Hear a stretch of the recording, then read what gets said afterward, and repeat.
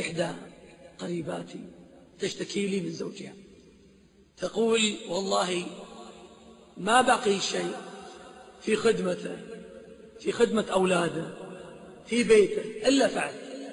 تقول وسبحان الله ما شيء يملأ عيني، دائما في سخط عليه. تقول ما بقي شيء، استنفذت أحرقت نفسي حرق. تقول حتى أني في صلاتي أحيانا أفكر كيف أرضيه.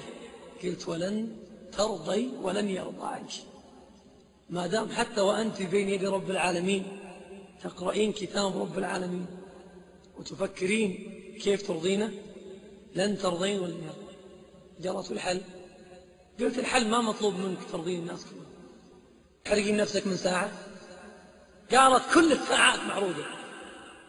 قلت أبغى ساعة في ثلث الليل الآخر تقولين يا ربي لا أسألك إلا رضاك، وتبدين تسعين كله بس عشان يرضى سبحانه وتعالى. إذا رضي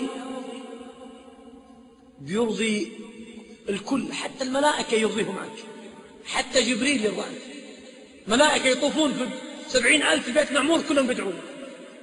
قالت غيره؟ قلت غير ما في غيره. قالت هذا طيب في دليل في القرآن يقول الله عز وجل ومن آياته أن خلق لكم من أنفسكم أزواجا لتسكنوا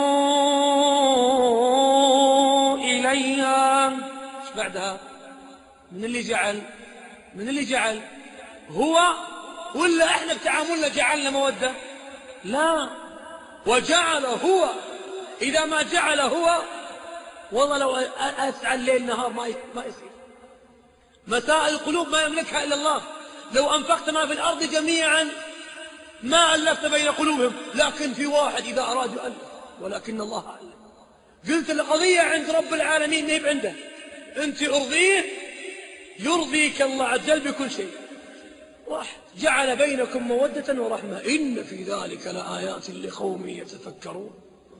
راحت بعد شهر هي من محارمي إلا تجي وتقبل رأسي، إلا تجي تقبل رأسي. أنا ناس الموضوع. قالت أقسم بالله إني ما أسوي 20% من اللي كنت أسويه أول، وأقسم بالله أنه صار يسوي لي أكثر من اللي كنت أسوي له بضعاف. تقول صار عندي هم أني أرضي رب العالمين. وفي معادلة في القرآن جميلة رضي الله عنهم، بس أن توصل هذا بتوصل كل شيء ما قدرت توصل له ولا بتقدر توصل له بيوصلك إياه. رضي الله عنهم ورضوا عنه. عشان كذا كنت قبل البارح مع الشيخ محمد حسين يعقوب يقول 2 وأنا أعلم أولادي إيش أهم شيء عندكم؟ يقولون أن ربي يرضى عنا. أقول لهم وإيش ثاني؟ يقولون ويزوجنا. قال لا مش شرط. يقولوا واجي أسأله مرة ثانية إيش ودك إيش تتمنى؟ يقول أن ربي يرضى عني. أقول له إيش ثاني؟ يقول ربي نجحني. قلت لا مش شرط.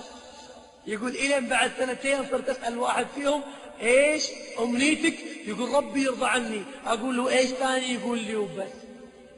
لأنه إذا رضي بيرضيك. وعد الله يا جماعة، وعد الله حقا، إن الله لا يخلف الميعاد. رضي الله عنهم ورضوا عنه. سووا الأولى والله أن يعطيك الثانية والله.